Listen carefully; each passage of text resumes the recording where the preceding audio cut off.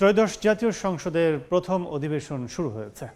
এর আগে সংসদ ভবনে আসেন প্রধানমন্ত্রী তারেক রহমান এবং বিরোধী দলীয় নেতা ডাক্তার শফিক রহমান সহ নবনির্বাচিত এমপিরা।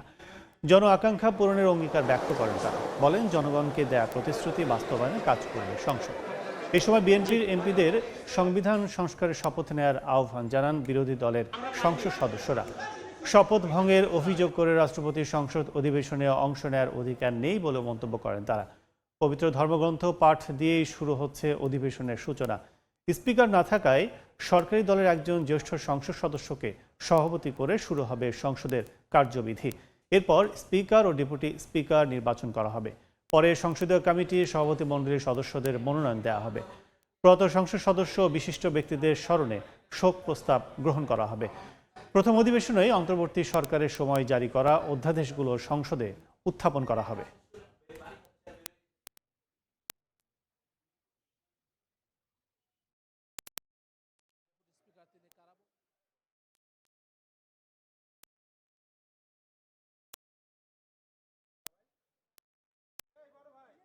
আজকের এই মুহূর্তের জন্য সমগ্র জাতি দীর্ঘ 17 বছর অপেক্ষা করেছে, সংগ্রাম করেছে, আন্দোলন করেছে, রক্ত দিয়েছে, আমাদের সন্তানরা শহীদ হয়েছে। আজকে সেই মুহূর্ত, এই ঐতিহাসিক মুহূর্ত, সেই জাতীয় সংসদের প্রথম অধিবেশন আজকে অনুষ্ঠিত হবে ইনশাআল্লাহ।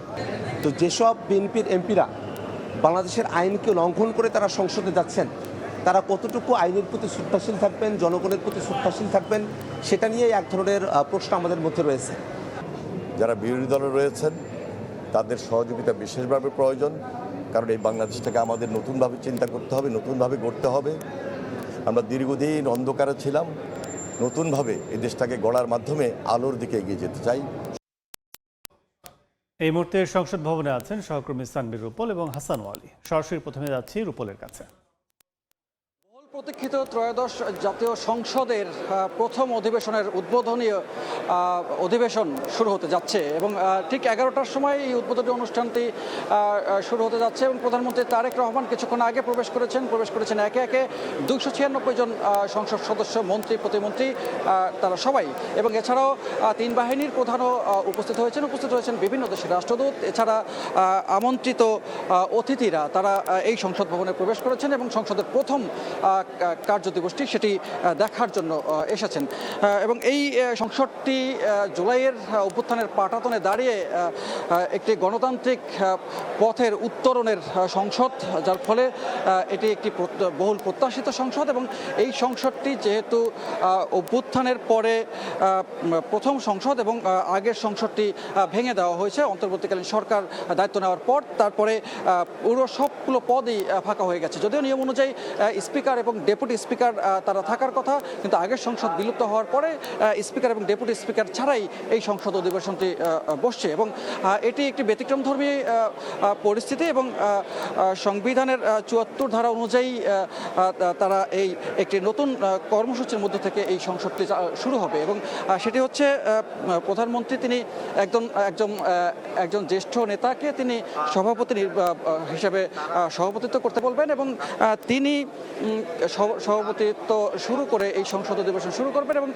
তারপরে তিনি স্পিকার এবং ডেপুটি স্পিকার নির্বাচনের জন্য একজনকে সুপারিশ করতে বলবেন এবং তার সেই সুপারিশের ভিত্তিতেই স্পিকার এবং পরবর্তীতে ডেপুটি স্পিকার নির্বাচন করা হবে। এবং ডেপুটি স্পিকার এবং স্পিকার নির্বাচন করার পরে সভাপতি তিনি বিদায় নেবেন এবং তারপরে তার স্পিকার এবং ডেপুটি স্পিকারকে শপথ পাঠ করাবেন রাষ্ট্রপতি এবং রাষ্ট্রপতি শপথ পাঠ করানোর মধ্য থেকে আনুষ্ঠানিকভাবে এই সংসদ পাবেন একজন স্পিকার এবং একজন ডেপুটি স্পিকার। এবং একজন স্পিকার এবং ডেপুটি স্পিকার এরপরে দায়িত্বভার গ্রহণ করে সংসদ অধিবেশনটি শুরু করবেন এবং এর মধ্য থেকেই এই সংসদ যাত্রা শুরু করবে। এবং এর মধ্যে দায়িত্ব দেওয়া হয়েছে স্পিকার নির্বাচনের ক্ষেত্রে প্রধানমন্ত্রী তারেক রহমান এবং 296 জন সংসদ তারা উপস্থিত আছেন। এর মধ্যে সরকার দল এবং বিরোধী দল উভয় পক্ষই আছে এবং এর মধ্যে সরকার দলের পক্ষ থেকে ডেপুটি স্পিকারের জন্য প্রস্তাব দেওয়া হয়েছে জামাত ইসলামীকে, বিরোধী দলকে। যদি এটিও একটি ব্যতিক্রম ঘটনা ঘটবে যদি জামাত ইসলাম সেটি গ্রহণ করে, তবে এখনও আমরা জানতে পারিনি সেটা গ্রহণ করবে কিনা। এবং রাষ্ট্রপতির ভাষণের মধ্য থেকে এই সংসদটি শেষ হওয়ার কথা এবং পরবর্তীতে 15 তারিখে আবারও প্রথম অধিবেশনের আরেকটি কার্যদিবস হওয়ার কথা এবং তারপরে ঈদের ছুটিতে চলে যাবে। তো এই ছিল এখন পর্যন্ত সংসদের সামনে থেকে সবশেষ তথ্য। চলে যাচ্ছি সংসদের অপর প্রান্তে আছেন হাসান ওয়ালির কাছে। ছাত্র জনতার গণ অভ্যুত্থানে শেখ হাসিনা সরকারের পতনের পর থেকে কিন্তু আজকের দিনটির জন্য আকাঙ্ক্ষা ছিল, বহুল কাঙ্ক্ষিত সেই অধিবেশন কিন্তু আজকে শুরু হতে যাচ্ছে। প্রায় 20 মাস পর আবারও সংসদ ভবন কিন্তু আসলে কার্যকর হলো এবং এটি কিন্তু আসলে গত 17 বছর সংসদে ঠিক কতটা জনগণের প্রতিনিধি ছিল সেটি নিয়ে নানান আলোচনা আছে, সেসব নির্বাচন নিয়ে প্রশ্ন রয়েছে, যার ফলে কিন্তু দীর্ঘদিন পর বলা চলে দীর্ঘ বছর পরে মূলত জনগণের ভোটে নির্বাচিত সরকার, নির্বাচিত প্রতিনিধিরা সংসদে বসছেন এবং জনগণের সংসদ বলতে যেটি বোঝায় সেরকম একটি সংসদ কিন্তু শুরু হচ্ছে।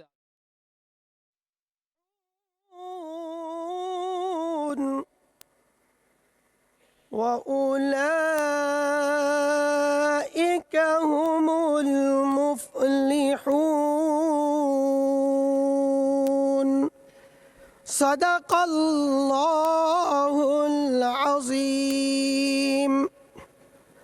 সূরা আলী ইমরানের 104তম আয়াতে কারিমা তেলাওয়াত করা হলো, যার বাংলা অর্থ এইরূপ: তোমাদের মধ্য থেকে এমন একটি দল থাকা উচিত যারা মানুষদের কল্যাণের দিকে ডাকবে, সত্য ও ন্যায়ের আদেশ দেবে আর অসত্য ও অন্যায় কাজ থেকে তাদের বিরত রাখবে।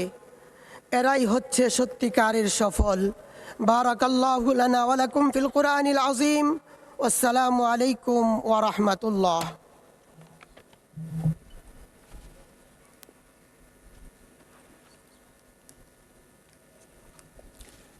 সম্মানিত সংসদ সদস্যবৃন্দ এবং উপস্থিত সকল, গণপ্রজাতন্ত্রী বাংলাদেশ সংবিধানের অনুচ্ছেদ 74(1) অনুযায়ী জাতীয় সংসদের সাধারণ নির্বাচনের পর সংসদের প্রথম বৈঠক সংসদ সদস্যদের মধ্য হতে সংসদ কর্তৃক একজন স্পিকার এবং একজন ডেপুটি স্পিকার নির্বাচিত হবেন, যা আজকের দিনের কার্যসূচিতে অন্তর্ভুক্ত আছে।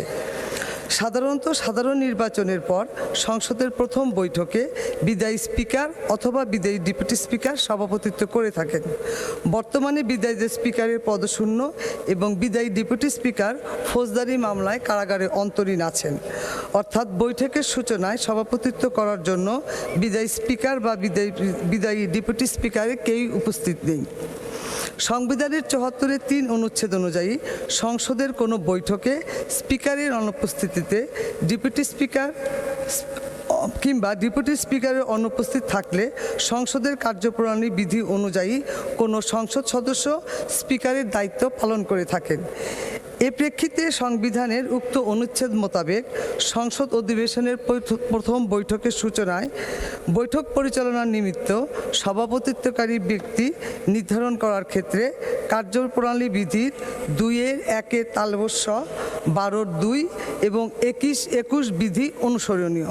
উল্লেখ্য, বাংলাদেশের গণপরিষদের প্রথম বৈঠকের সূচনায়, যেটি 10 এপ্রিল 1972 সনে হয়েছিল, বৈঠকে সভাপতিত্ব করার জন্য তৎকালীন প্রধানমন্ত্রী তথা পরিষদ নেতার প্রস্তাবক্রমে সর্বসম্মতিক্রমে মৌলানা আব্দুর রশিদ তর্ক বাগিশকে নির্বাচন করা হয়।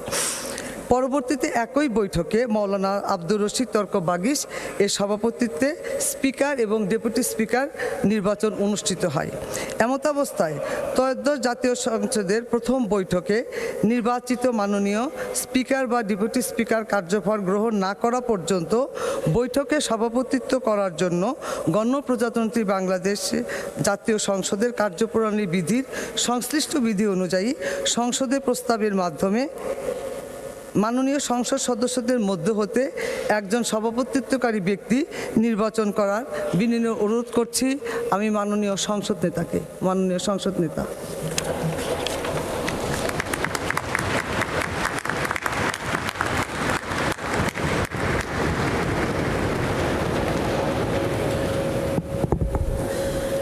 বিসমিল্লাহির রহমানির রহিম। মাননীয় সংসদ সদস্যবৃন্দ, আসসালামু আলাইকুম।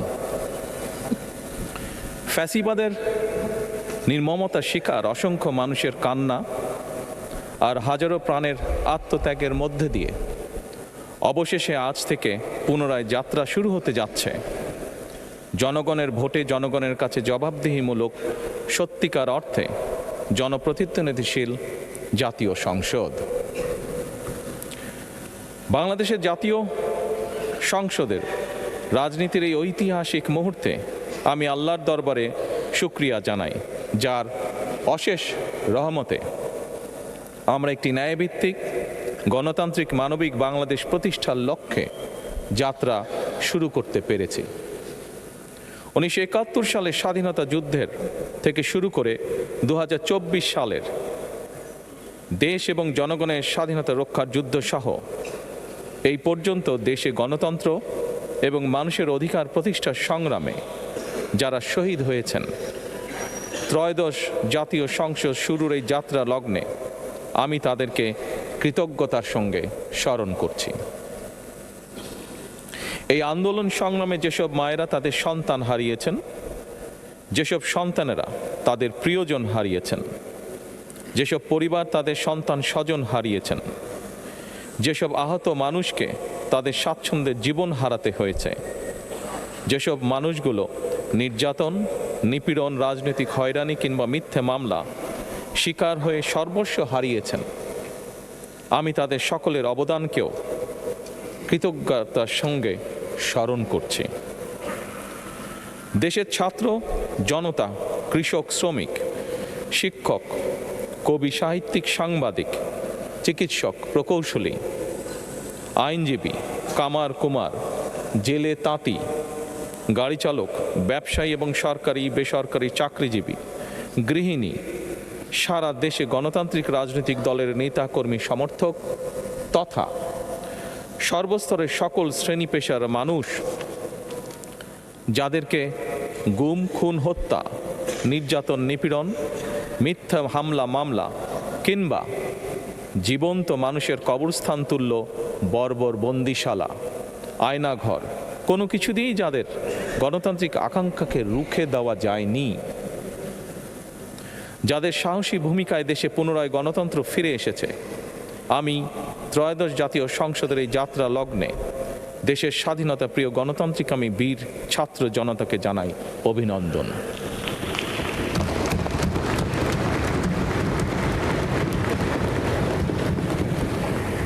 সম্মানিত সংসদ সদস্যবৃন্দ,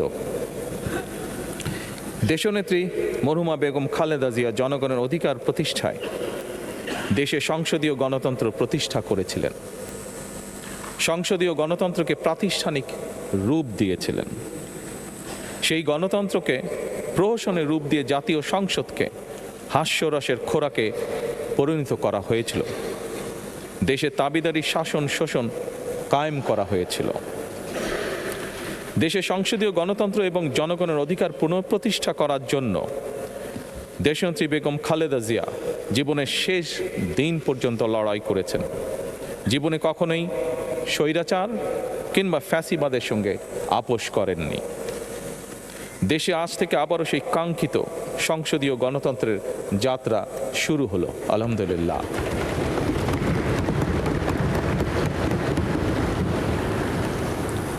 সংসদীয় রাজনীতি প্রতিষ্ঠাতা খালেদা জিয়া দেশ এবং জনগণের সাফল্যে এই শুভ মুহূর্তটি দেখে যেতে পারেননি। আজ তাই এই জাতীয় সংসদে দাঁড়িয়ে আমরা দেশ এবং জনগণের স্বার্থে আপসীর নেতৃত্ব, ব্যক্তিত্ব, স্মরণীয়, বরণীয়, অনুকরণীয় রাজনীতিবিদ মরহুমা খালেদা জিয়াকে গভীর শ্রদ্ধার সঙ্গে স্মরণ করছি।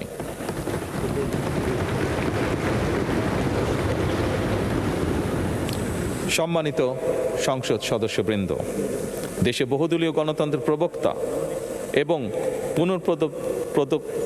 প্রবর্তক, স্বাধীনতার ঘোষক শহীদ প্রেসিডেন্ট জিয়াউর রহমানের একটি উক্তির কথা আপনাদের সামনে আমি স্মরণ করতে চাই।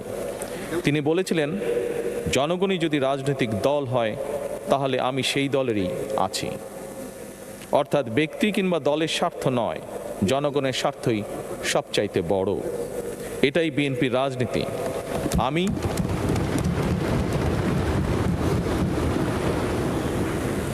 আমি প্রথমবারের মতন বাংলাদেশ জাতীয়তাবাদী দল বিএনপি থেকে জাতীয় সংসদ সদস্য নির্বাচিত হয়েছি।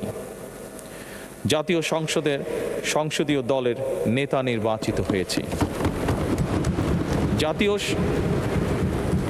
জাতীয় সংসদে দলের প্রতিনিধিত্ব করলেও প্রধানমন্ত্রী হিসাবে আমি এই জাতীয় সংসদে দেশের প্রতিনিধিত্ব করছি। দল মত ধর্ম বর্ণ নির্বিশেষে দেশের জনগণের প্রতিনিধিত্ব করছি। আমার রাজনীতি দেশ এবং জনগণের স্বার্থ রক্ষা করার রাজনীতি। বিএনপির রাজনীতি জনগণের জীবন মান উন্নয়ন এবং স্বনির্ভর বাংলাদেশ গড়ার রাজনীতি। প্রতিটি পরিবারকে স্বনির্ভর করাই আমাদের রাজনীতির লক্ষ্য। প্রতিটি পরিবারকে স্বনির্ভর করার মাধ্যমেই বিএনপি একটি স্বনির্ভর, সমৃদ্ধ, নিরাপদ, গণতান্ত্রিক বাংলাদেশ প্রতিষ্ঠা করতে চায়। এই লক্ষ্য অর্জনে আমি জনগণের সমর্থন এবং সহযোগিতা চাইছি। এই মহান জাতীয় সংসদে সকল দলের নির্বাচিত প্রতিজন সংসদ সদস্যের সমর্থন এবং সহযোগিতা আশা করছি।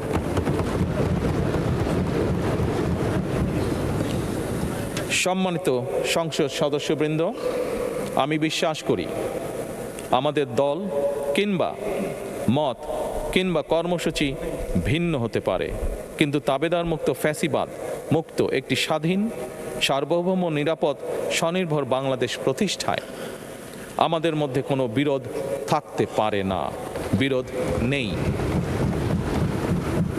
জাতীয় সংসদকে জাতীয় কর্মকাণ্ডের কেন্দ্রবিন্দু না করে বিতাড়িত ফ্যাসিস্ট সরকার জাতীয় সংসদকে অকার্যকর করে ফেলেছিল। আমরা এই মহান জাতীয় সংসদকে সকল যুক্তি, তর্ক আর জাতীয় সমস্যা সমাধানের কেন্দ্রবিন্দুতে পরিণত করতে চাই। সম্মানিত সদস্যবৃন্দ, নতুন সংসদ যাত্রা শুরু করার সময় সংসদের সাবেক স্পিকার কিংবা ডেপুটি স্পিকার উপস্থিত থাকার কথা ছিল, কিন্তু পতিত, পরাজিত, বিতাড়িত ফ্যাসিস্ট সরকারের জনবিরোধী এবং গণবিরোধী কর্মকাণ্ডের ফলে যে জনরোষ তৈরি হয়েছে বা জনরোষ তৈরি হয়েছিল, তাতে এই মহান সংসদের সাবেক স্পিকার বা ডেপুটি স্পিকারকে খুঁজে পাওয়া যায়নি। তাদের কেউ কারাগারে, কেউ নিখোঁজ কিংবা কেউ পলাতক। দীর্ঘ ১.৫ দশকের ফ্যাসিবাদী এবং তাবেদারি শাসন শোষণের পর জনগণের ভোটে নির্বাচিত প্রতিনিধিদের নিয়ে আজ আমাদের এক বিশেষ পরিস্থিতিতে জাতীয় সংসদের কার্যক্রম শুরু হতে যাচ্ছে। এমন পরিস্থিতিতে আমরা সংবিধান এবং সংসদের কার্যপ্রণালী বিধির বিধান অনুসরণ পূর্বক ত্রয়োদশ জাতীয় সংসদে সভাপতিত্ব করার জন্য আজ আমি প্রবীণ রাজনীতিবিদ এবং 5 বারের মতন নির্বাচিত জাতীয় সংসদ সদস্য জনাব ডক্টর খন্দকার মোশাররফ হোসেনের নাম প্রস্তাব করছি।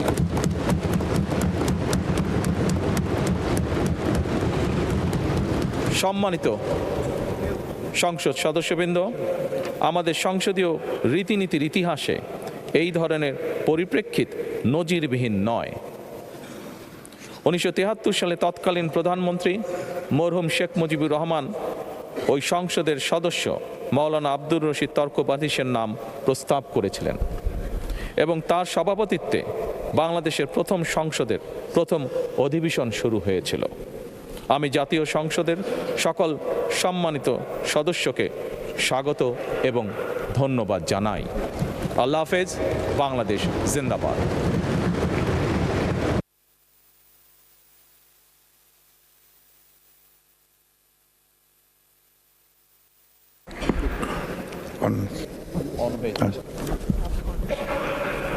আজকের এই মহান সংসদে দাঁড়িয়ে আমরা প্রথমেই আমি শুকরিয়া আদায় করছি মহান আল্লাহ তাআলার, যার অশেষ রহমতে আজকে আমরা সমস্ত বাধা বিপত্তি পেরিয়ে এই সংসদে উপস্থিত হতে পেরেছি, নির্বাচিত আসতে পেরেছি। আজকে এই অধিবেশনের সভাপতিত্ব করার জন্য আমাদের দলীয় প্রধান সংসদ নেতা আমাদের প্রধানমন্ত্রী যে প্রস্তাব করেছেন ডক্টর খন্দকার মোশাররফ হোসেনের নাম আমি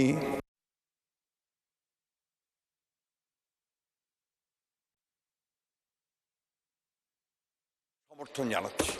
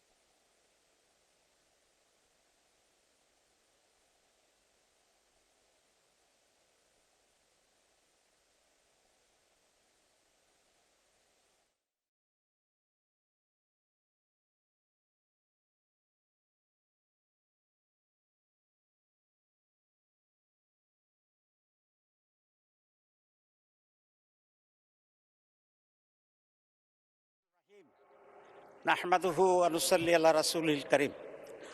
মাননীয় প্রধানমন্ত্রী, বিরোধী দলীয় নেতা এবং অন্যান্য মাননীয় সংসদ সদস্যবৃন্দ, আসসালামু আলাইকুম রহমতুল্লাহ।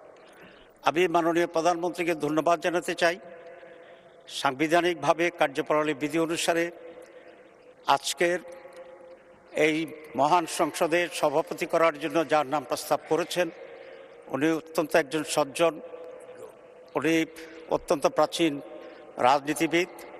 উনি যে দলই করুন না কেন, আমি মনে করি দেশের সকল মানুষের ওনার প্রতি আস্থা এবং শ্রদ্ধা আছে। মাননীয় প্রধানমন্ত্রীর এই প্রস্তাবকে আমরা বিরোধী দলের পক্ষ থেকে পূর্ণ সমর্থন জানাচ্ছি।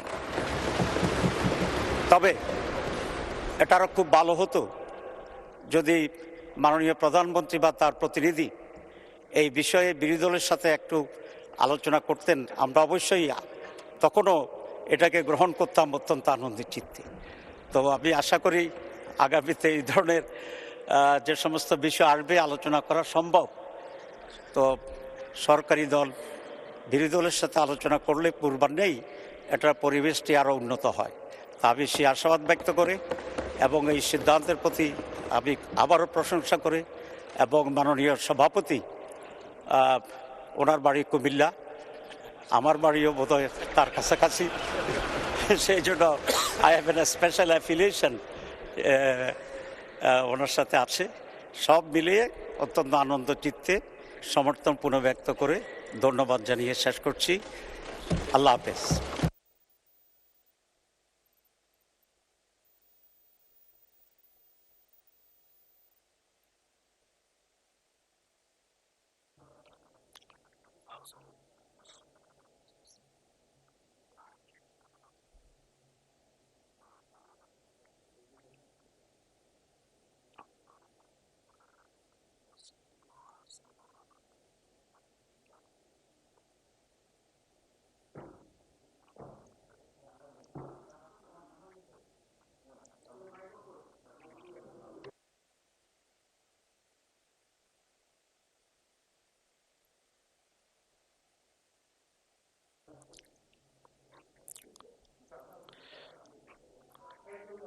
সম্মানিত সদস্য বৃন্দ, মাননীয় সভাপতি,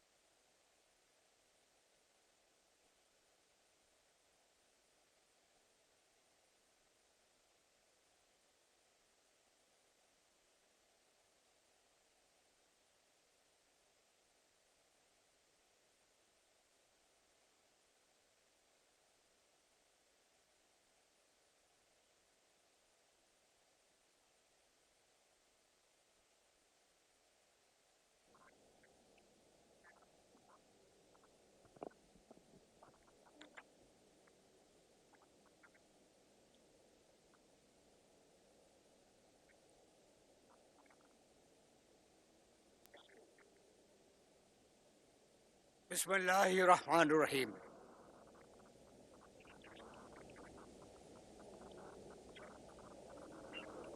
এই ত্রয়োদশ জাতীয় সংসদ প্রথম অধিবেশনে মাননীয় প্রধানমন্ত্রী এবং এই সংসদের প্রধান, সম্মানিত সংসদ সদস্যবৃন্দ, আসসালামু আলাইকুম ওয়া রাহমাতুল্লাহ।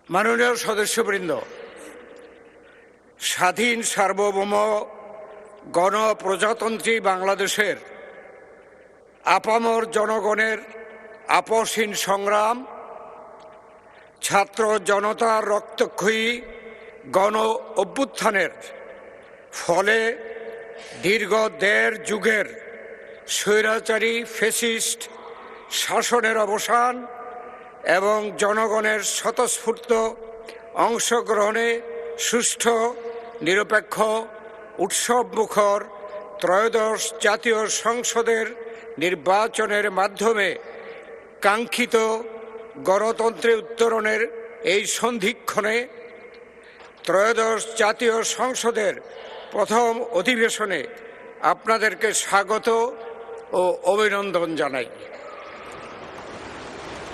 জনগণের ম্যান্ডেট নিয়ে জনগণের পক্ষে কাজ করার জন্য আপনারা মহান জাতীয় সংসদে এসেছেন।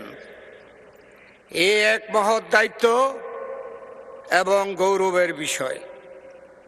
দেশপ্রেমের সুমহান মন্ত্র বুকে ধারণ করে দেশ মাতৃকার তরে আপনাদের অঙ্গীকার পালনে আপনাদের সক্রিয় দায়িত্বশীল অংশগ্রহণ গণতন্ত্রের নূতন করে অগ্রযাত্রাকে আরও গতিশীল ও সমৃদ্ধ করবে, এ আমাদের দৃঢ় বিশ্বাস।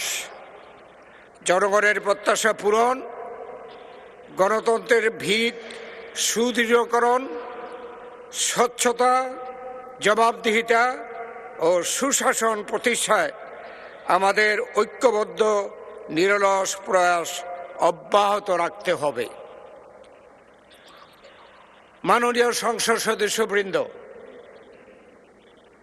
সংবিধান ও সংসদের কার্যপ্রণালী বিধি অনুযায়ী সংসদের স্পিকার ও ডেপুটি স্পিকার নির্বাচিত না হওয়া পর্যন্ত একজন জ্যেষ্ঠ সদস্য হিসাবে এই অধিবেশনের কার্যক্রম পরিচালনার দায়িত্ব আমাকে অর্পণ করা হয়েছে। এই দায়িত্ব পালনের সুযোগ পেয়ে নিজে সম্মানিত বোধ করছি এবং এই দায়িত্ব পালনে আপনাদের সর্বাত্মক সহযোগিতা কামনা করছি। আজকের এই ঐতিহাসিক ক্ষণে সর্বসম্মতিক্রমে আমাকে ত্রয়োদশ জাতীয় সংসদের প্রথম বৈঠকে সভাপতিত্ব করার সুযোগ প্রদান করায় পরম করুণাময় মহান আল্লাহ তাআলার দরবারে শুকরিয়া আদায় করছি। একই সঙ্গে আপনাদের প্রত্যেকের প্রতি আমার আন্তরিক কৃতজ্ঞতা প্রকাশ করছি। আমাকে মহান দায়িত্ব পালনের উপযুক্ত বিবেচনায় করার জন্য সংসদ, মাননীয় নেতা, মাননীয় প্রধানমন্ত্রী ও সকল মাননীয় সংসদ সদস্যদের প্রতি গভীর কৃতজ্ঞতা ও ধন্যবাদ জ্ঞাপন করছি।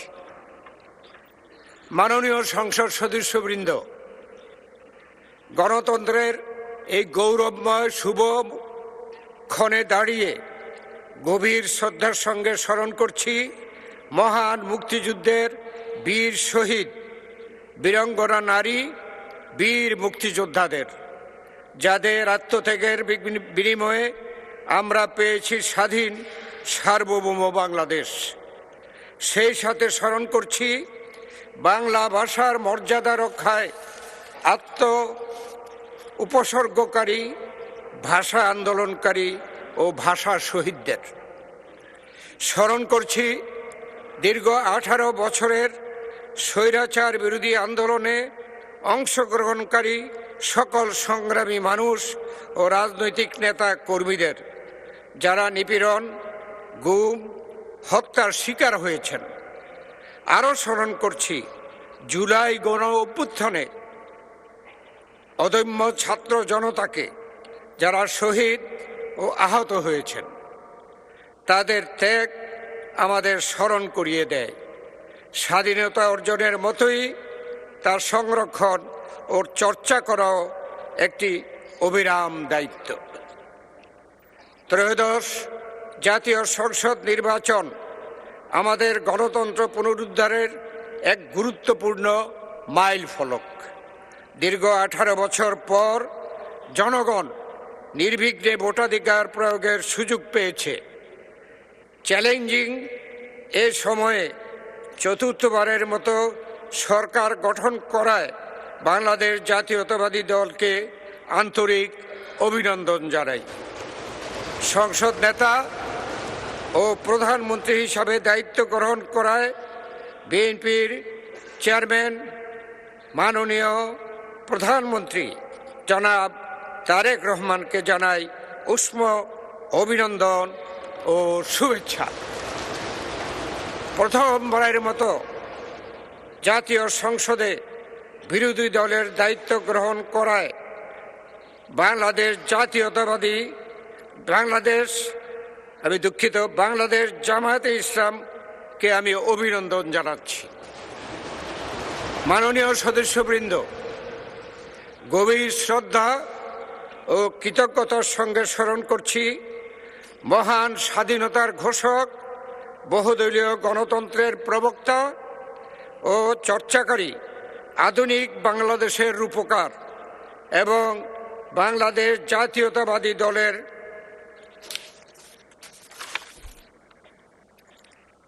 প্রতিষ্ঠাতা চেয়ারম্যান শহীদ রাষ্ট্রপতি জিয়াউর রহমান। 1971 সালের মুক্তিযুদ্ধের সূচনা লগ্নে তিনি স্বাধীনতার ঘোষণা দিয়ে সমগ্র জাতিকে মুক্তিযুদ্ধে উদ্বুদ্ধ করেন। পরবর্তীতে বীরত্বের সঙ্গে যুদ্ধ করে স্বাধীনতা অর্জনে গুরুত্বপূর্ণ ভূমিকা রাখেন। একই সাথে স্মরণ করছি গণতন্ত্রের অগ্রযাত্রায় শ্রেষ্ঠ অদম্য নারী, গণতন্ত্রের মানুষকন্যা, আপসহীন নেত্রী বেগম খালেদা জিয়াকে। বাংলাদেশের প্রথম নারী প্রধানমন্ত্রী হিসেবে আপসহীন সংগ্রাম ও দৃঢ় নেতৃত্বের মাধ্যমে তিনি বাংলাদেশে সংসদীয় শাসন ব্যবস্থা পুনঃপ্রতিষ্ঠা করেন। রাজনৈতিক প্রতিকূলতা, কারাবরণ এবং দমন পীড়নের মুখেও গণতন্ত্রের প্রশ্নে তিনি কখনই আপোস করেননি। 1990 সালের স্বৈরাচার বিরোধী আন্দোলন থেকে শুরু করে 2024 সালের জুলাই আন্দোলন,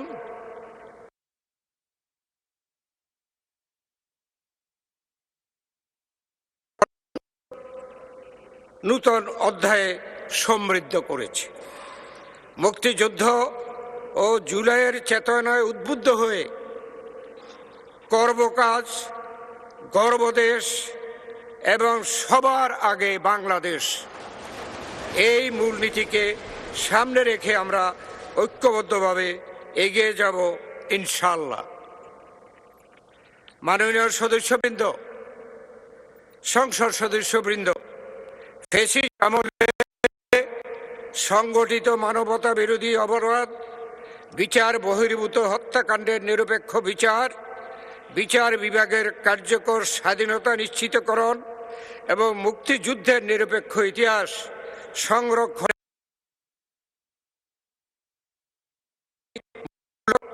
জবাবদিহিমূলক। আমি দৃঢ়ভাবে বিশ্বাস করি ত্রয়োদশ জাতীয় সংসদ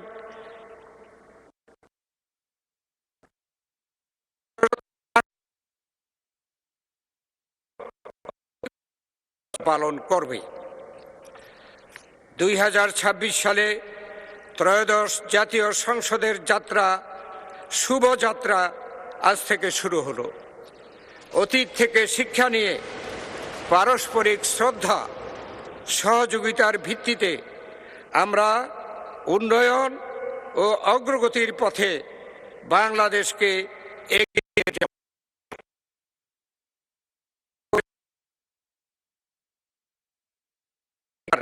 ও ডেপুটি স্পিকার নির্বাচনের জন্য অগ্রসর হচ্ছি।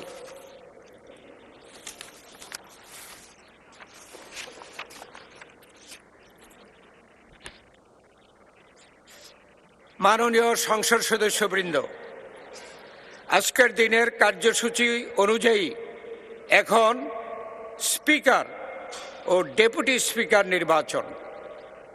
আমি প্রথমেই স্পিকার পদে নির্বাচনের বিষয়টি নিয়ে অগ্রসর হব। জাতীয় সংসদের স্পিকার পদে নির্বাচনের জন্য আমি একটি মাত্র মনোনয়নপত্র পেয়েছি। এই মনোনয়নপত্রে স্পিকার নির্বাচনের জন্য মাননীয় সংসদ সদস্য জনাব হাফিজউদ্দিন আহমদ বীর বিক্রম 117 ভোলা 13 এর নাম প্রস্তাব করা হয়েছে। প্রস্তাবটি করেছেন সংসদীয় সদস্য মোহাম্মদ নুরুল ইসলাম 110 বরগুনা 2 এবং এই প্রস্তাবটি সমর্থন করেছেন মাননীয় সংসদ সদস্য জনাব রকিবুল ইসলাম 101 খুলনা 3। মাননীয় সদস্য জনাব হাফিজউদ্দিন আহমদ বীর বিক্রম জানিয়েছেন যে তিনি নির্বাচিত হলে